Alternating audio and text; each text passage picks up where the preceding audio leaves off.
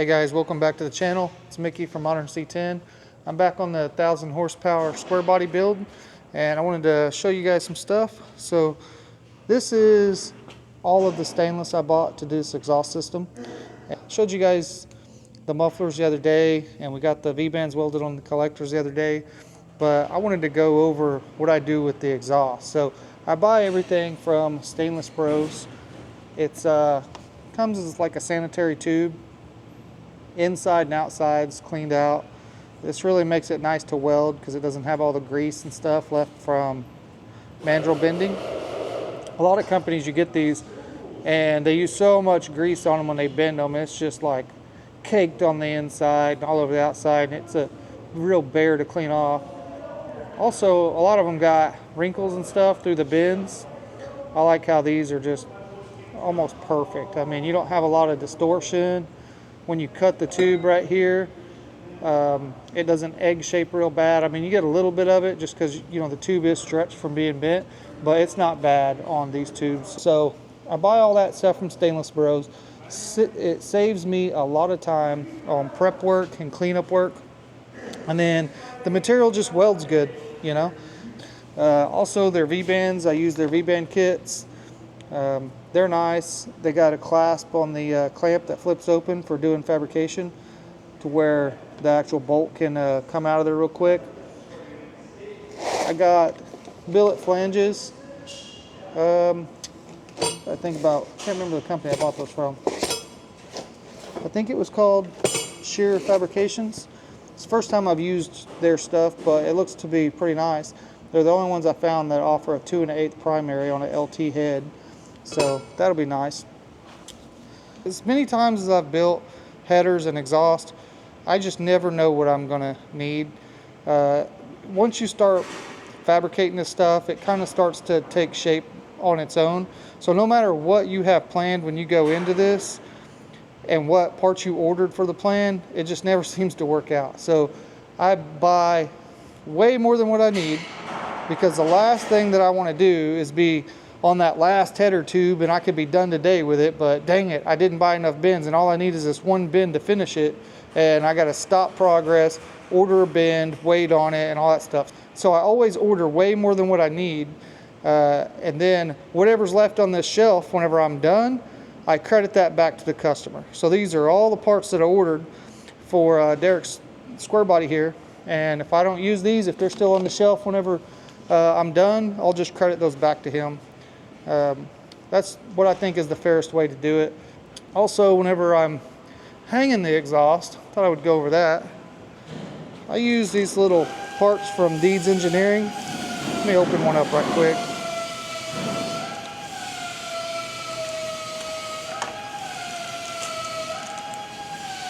Here you go. So it's a piece of billet aluminum. It's anodized black. It's got some little rubber isolators in there. So what I do for the exhaust hangers on the pipe side are these little guys. I get these from Deeds Engineering also, and it does come with a nice stainless button head bolt, and these are the correct length to go through one of these little dog bone hangers and into that. And they sell these in stainless and in mild steel.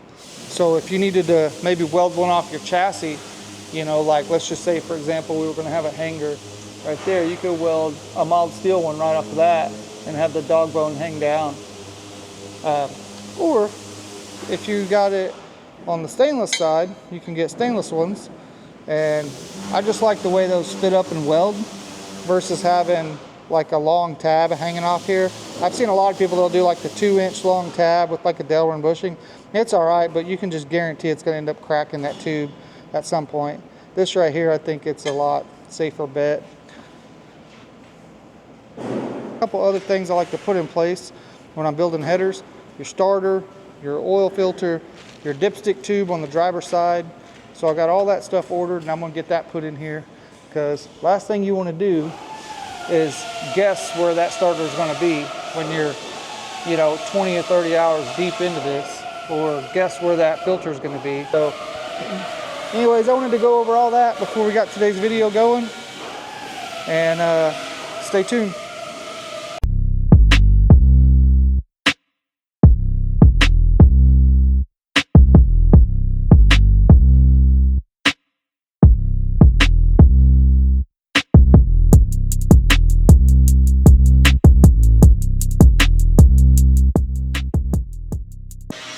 Okay guys, I put the dipstick tube in here. Now what it is we have this Holley pin that's for doing a LT swap, and they call for this part number dipstick tube here, and it seems like I always have to modify them. As you can kind of tell, it's supposed to bolt through that valve cover right there. Kind of see that? But there needs to be a spacer made here because it's about 1.5 inches too high. Maybe 1.25 inches too high, something like that. And it also runs right into that spark plug. So you're not gonna be able to get your spark plug wire on there. So I'm gonna end up having to modify this tube, but it gets us close enough that we got something to work with. You just gotta be careful on how much you tweak and bend it, because this is what you're sticking down in there. You know, it's basically a cable. So if it gets in too much of a bind, you can't really push it down in there. So anyways, I'm going to modify that deal to get it all bolted up right. I'm also still waiting on, I haven't got them yet, but I need the steering knuckles for this, and I'm going to run the steering column down through here before I start on the headers on this side. Hopefully should have those in the next few days, so I'll just work on the other side for now. Hey guys, a quick update on the dipstick tube here. What I ended up doing was I moved it from this bolt hole to that one, and that pushed me away from the spark plug. But then I had an issue down here with the sensor, so I actually jogged around that, made some little bends, and then I jogged to put me into the cylinder head here, so then I had to bend it around the cylinder head. And that's what I was saying earlier, is you can't really just bend this stuff. One, this tube's really thin, so it'll kink it. And then two, they have to be gradual sweeps, because you want this thing to come through there. You can see that the bottom of that dipstick tube's about 1.5 inches long, so you know, if you bend this too sharp or whatever, it won't go down through there. So, but I got it figured out. I had to mock up some quick little spacers right here. I'll go ahead and go machine out a one-piece spacer for that, so they're not stacked in there, and this will be good to go. Okay guys, I got the billet flange mounted up on here, and I put the factory style gaskets in there. Also, I had some plug wires left over from another project I stuck on here. This is one of the things you want to just make sure when you're building headers that you can get to the spark plugs without having 14 swivels and 9 extensions and adapters and all that bullshit. So I always put these on here just to kind of mock it up, and I actually have a tool. It's like a T-handled spark plug wrench that I'll get in here and make sure that I can use that spark plug wrench on all of the plugs. And then one thing to also consider when you're designing the headers is you have the other side, and the spark plugs are going the other direction on the other side. So you want to kind of play both sides off of each other and kind of look at what will work over there and what will work over here. You don't want to just build this header and then get on that other side and everything's backwards and you can't make the same design work and it looks like two different headers on the truck. Just something to consider when you're kind of designing these things.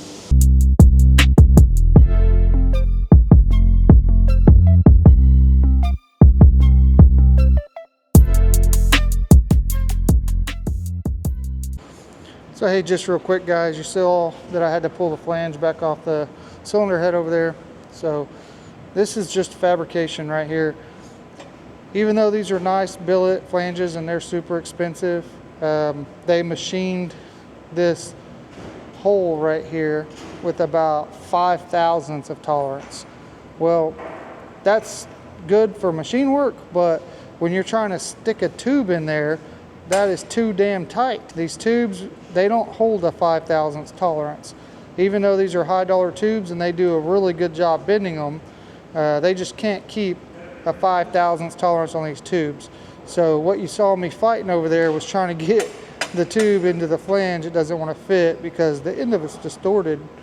I know you can't see it in the camera, but the end of this is distorted just a little bit. It's pretty good, but the problem is that the flanges are just so precise that you can't get it in there. So I'm gonna kind of create some more room here. I'm gonna tweak on the tube a little bit, try to get it a little bit more round with a vise, and then I'm probably gonna go ahead and open that port up just a little bit to where I'm not having to fight these.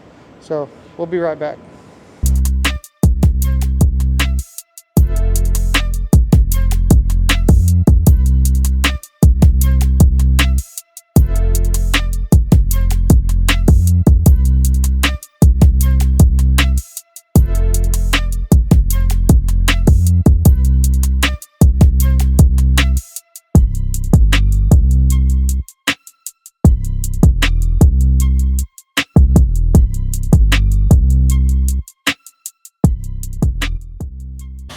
Okay, so what I was doing there was I kind of laid this out how I think it will flow through there, and kind of was looking at how I want to stack my tubes inside the collector, and then I just kind of mocked up the other side to make sure I can keep that same look going over there.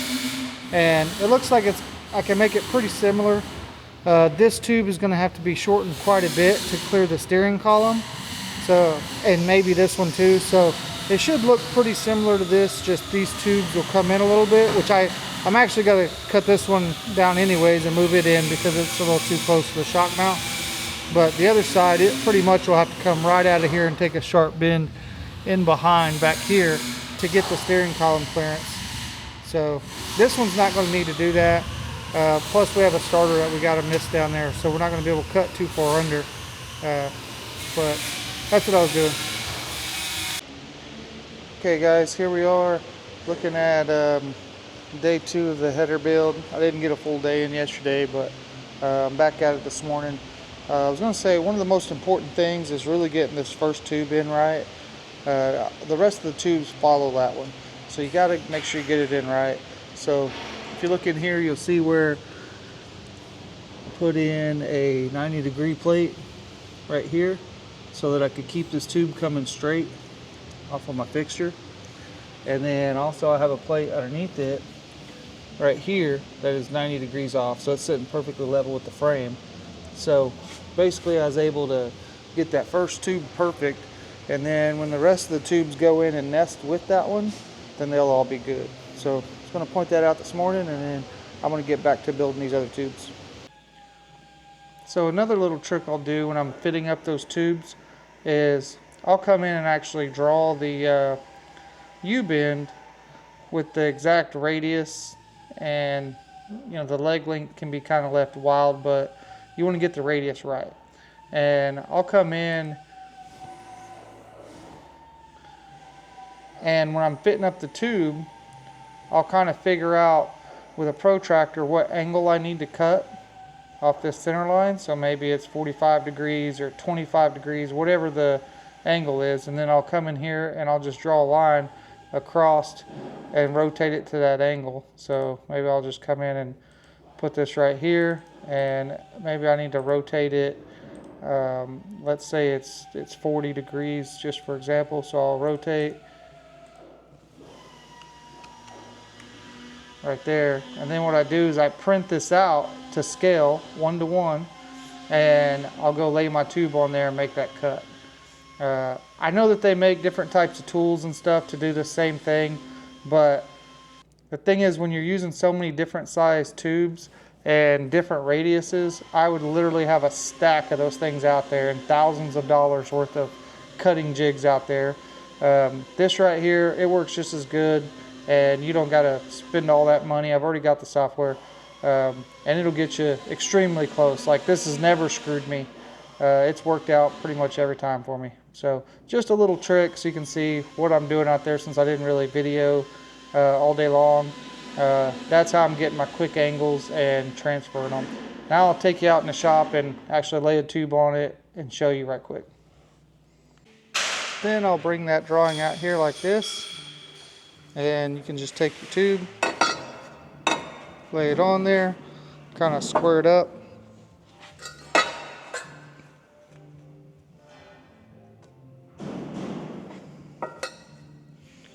Something like that. And you can come in here and kind of line the top up with maybe another square. Something like that. And then you're basically the same exact image as what I drew on the computer. And then I'll just take the straight edge put it like, let's say that one's going to be my line. I'll just put a straight edge right there like that. Mark it.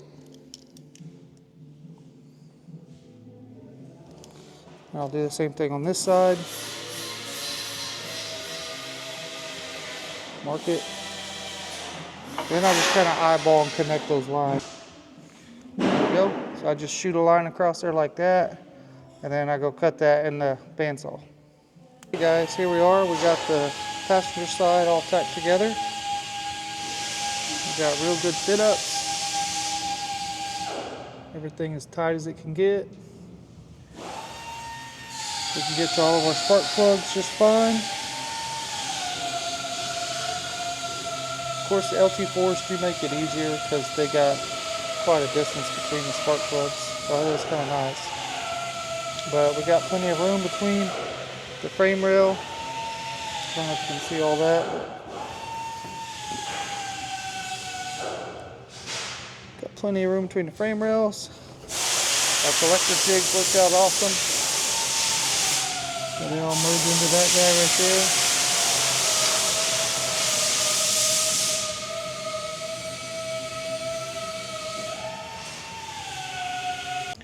Now what I'm going to do is I'm going to pull all of this apart, go in and cap off the ends of those tubes, back purge them, TIG weld them all up. Whenever they're all done, I'll put them all back in here, tack them to the flanges, tack them down underneath, get them to where they're one unit, and then I'll pull them out again. I have a big thick piece of aluminum with that bolt pattern in, I'll bolt it to and weld the flanges out, trim the bottom, flip the collector and weld those on.